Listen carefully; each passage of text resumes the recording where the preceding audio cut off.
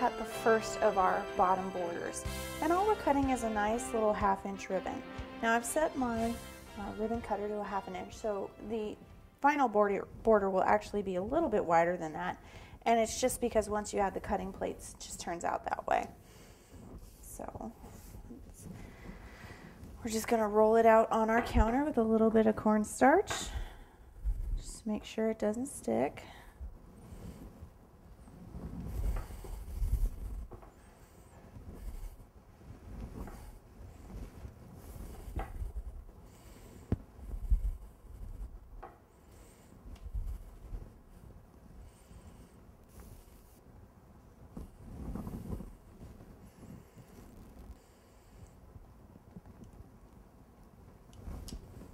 Go.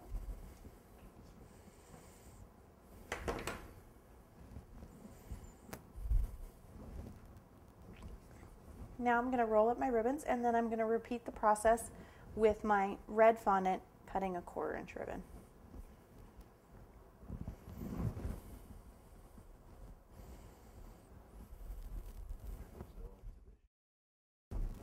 So all we're going to do is we're just going to take our brush and a little bit of water, and we're just going to get this very bottom edge damp.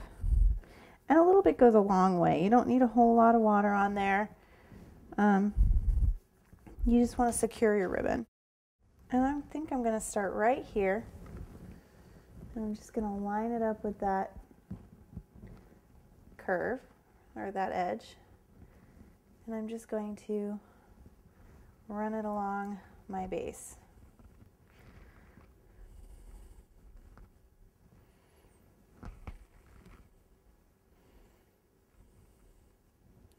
And it looks like I'm going to run out right when I get to this corner, which is great, because that's where I'll put my seam.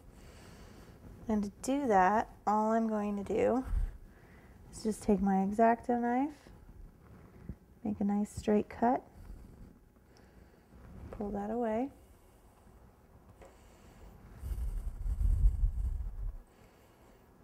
Line up my next piece.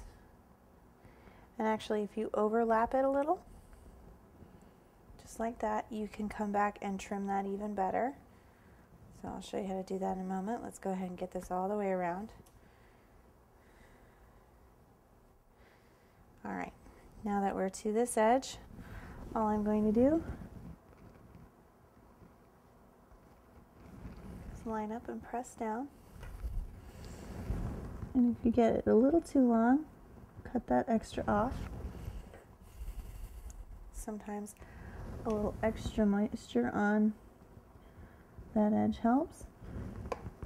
And you just want to kind of rub your finger over it and try to make that edge disappear as best you can. And then you can kind of clean up the bottom and the top. And now we're going to go over here, get a little more moisture right here in this corner, so it's nice and stuck down. Do the same thing there. And just where you can feel that seam, go ahead and cut that off.